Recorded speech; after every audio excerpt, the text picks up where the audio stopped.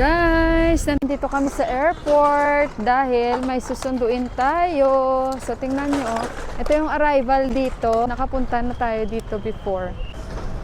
Sabi ko, di pa magkain muna sana kami kasi may time pa naman. Yung mga restaurants, kung gusto nyong kumain, yan. Pwede rin tayong umupo dito. Yan yung pinaka-arrival nila. Bago ito guys, before doon yung sa taas kami, yung na-experience ko lang. Dito muna tayo. So yung mga nag-aantay na mga pamilya dyan, pwede rin dito. Sa aming inuupuan. Actually guys, ang inaantay natin ngayon na darating is si Baoju. Asawa ng pinsan ni Deepak na engineer na nasa Qatar. Kasi nagbakasyon siya doon. Sila ng anak niya pala, pero yung anak niya napunta na ng Australia dahil magmamasteral doon. Dito kami para sunduin siya, para salubungin na rin. May padala kasi si Deepak. Mamaya, tingnan na lang natin and mag-unboxing tayo. Pero actually guys, nag-iisip ako. Kasi nga sabi ni Deepak, mababa ka na lang doon sa dentist at mamaya balikan ka namin. Pero syempre, ayoko namang magstay doon na mag-isa lang ako. Pero nasa isip ko talaga na bababa na lang ako doon at magpabunot na lang ako ng ngipin. Kaso natatakot man ako na ako lang mag-isa ba. Pa rin yung may kasama ka. Kaso lang, mamaya malaman na lang natin kung ano man ang mangyari. Pa-x-ray lang ba ako o magpabunot na lang. Tingnan na lang natin guys at balikan ko na lang kayo. Yan. So ayun guys, dito kami sa Burger House kasi yung flight ni Baoju is delayed. So kakain muna kami dito. Gusto kong inom ng tea with milk, then french fries. So dito lang kami sa baba. Actually up to second floor ito. This is Burger House. Pwede bang mag-take away dito? Can I take away? Sabi ko kay Deepak, can I take away some? Tawa-tawa lang ako. Kahit yung aking ngipin, padating-dating yung sakit. So, kain muna kami. Dinalan ko actually siyon, isang siopaw. Natatawa si Deepak sa akin kasi kanina yung laman ng bag ko may isang siopaw. Sabi ko kasi baka gutom yung bata, kaya ayan, dinalan ko. Kasi since delayed at sine-check namin. So, sabi ko, ano muna, let's have some snacks. Kasi yung bata, gutom. So, pakainin muna namin. So, buti dito kami, hindi ganun kalakas yung music kasi sa taas, malakas yung music guys. Yun lang kasi mamaya dadaan tayo doon sa dentist. Kasi madadaanan lang naman yung dentista doon patungo sa bahay nila ni Baoju. Nakapunta na tayo doon guys sa bahay nila ni Baoju before kung saan. Yan yung bahay na tinirahan namin nung pinanganak ko si Johan at bago ako manganak kay Johan.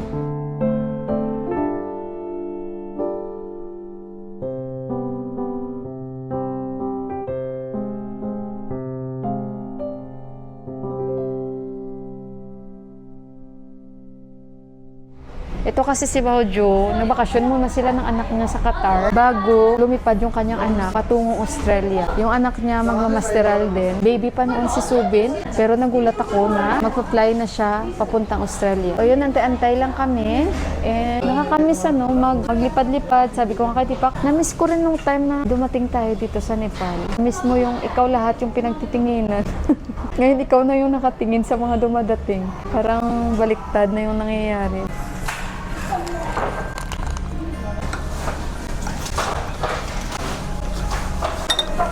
Sobrang tapang ba? 2 sugar yung biniga, ang tapang ng tea.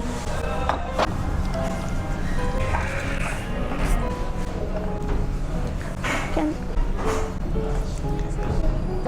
Naghingi ako isang sukal. Thank you. Ang saya ni Sis Camille. Ang dami niyang tinapay. Ngayon, message siya sa akin, yung asawa niya daw nakain din ng tinapay. Sabi ko, initin mo kasi mas masarap pag mainit. Yung siopaw, excited siya eh. Sabi niya sa akin, yung lahat daw ng siopaw na binigay ko, kaya niya daw kainin yung lahat. Guys, nandito rin si Uncle. Guys, so, tapos na siya mag-duty. Yan. Kasi sa airport nga siya nag-duty. Ayan na si Baoju, guys. Oh.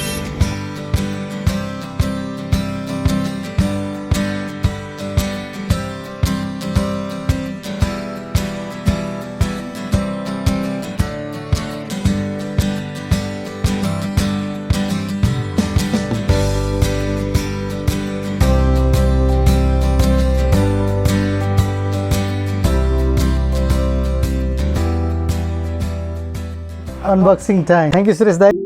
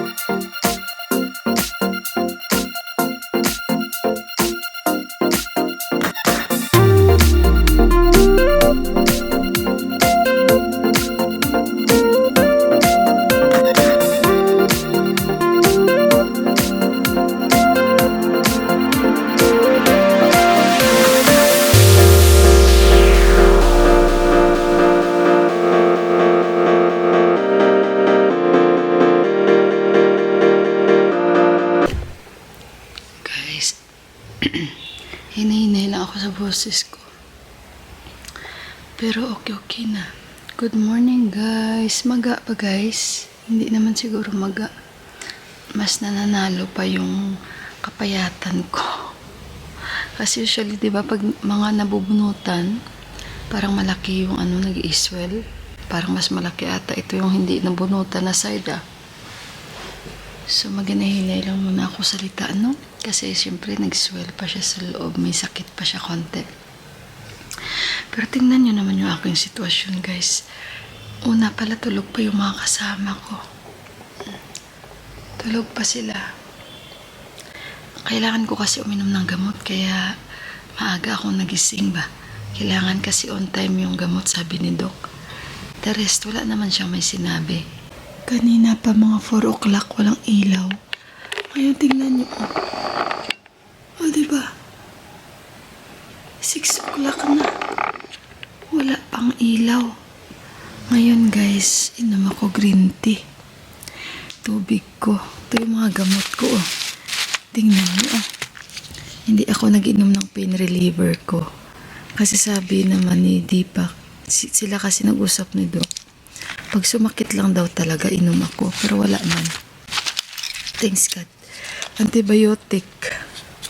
Tapos para sa gums. Maganda ito. Nabigyan niya na ako before nito. Maganda itong gamot na to.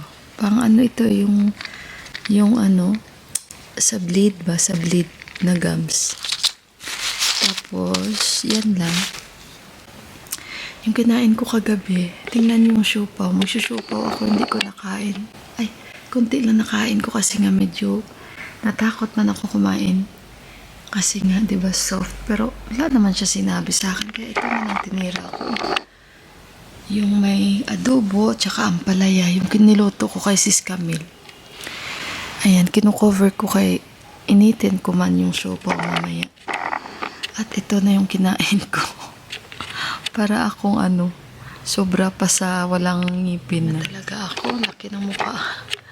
Nag-decide na talaga ako kasi ayoko na maramdaman yung pain. So sabi ko, Lord, nag-pray ako, ikaw bahala Mabuti na lang, hindi rin ako nagkamali sa binalikan kong doktor na siya talaga yung doktor namin sa ngipin ba. O may personal doktor.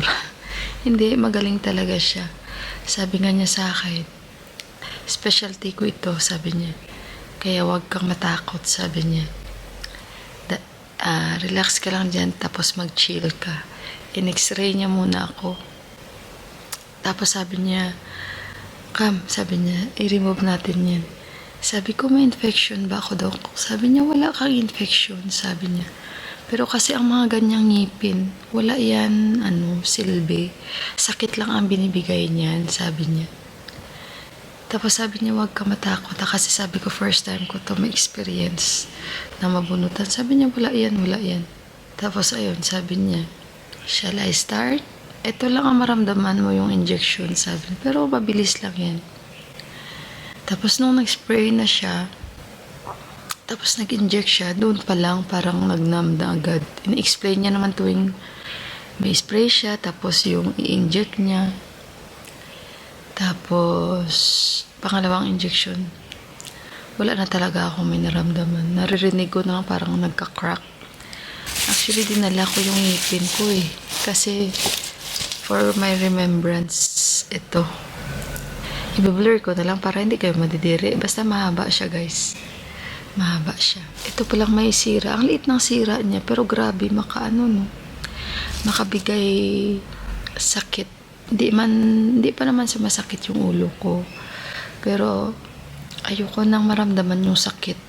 Kasi pag naalala ko yung sakit, hindi ko alam, naiiyak ako, ako. Sasabi ko, ganun. Pagpunta ko doon, sabi ko, Dok, X-ray. Sobrang busy kahapon, pero thanks God, lahat natapos. Sabi ko, Dok, X-ray, tapos bigyan mo ko gamot. Tapos ang sagot naman ni Deepak, sa language nila, X-ray, tapos remove, Dok. Sabi ni Deepak sa kanya. Tapos sabi ni Doc sa akin, parang magbarkada lang kami. Let's go, sabi niya sa akin. Tapos in-X-ray niya nga ako. In-explain niya sa akin sa X-ray. All good, sabi niya. Pero, let's go, sabi.